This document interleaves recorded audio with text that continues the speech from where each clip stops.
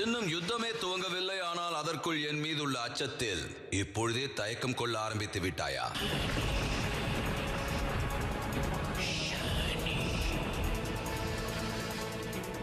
நான் அறிவேன்.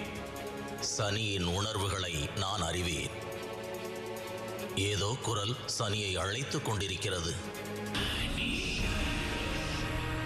மெல்ல மெல்ல சனியின் தண்டத்துடன் சனியினுடைய உறவானது மேம்பட ஆரம்பித்துவிடும்.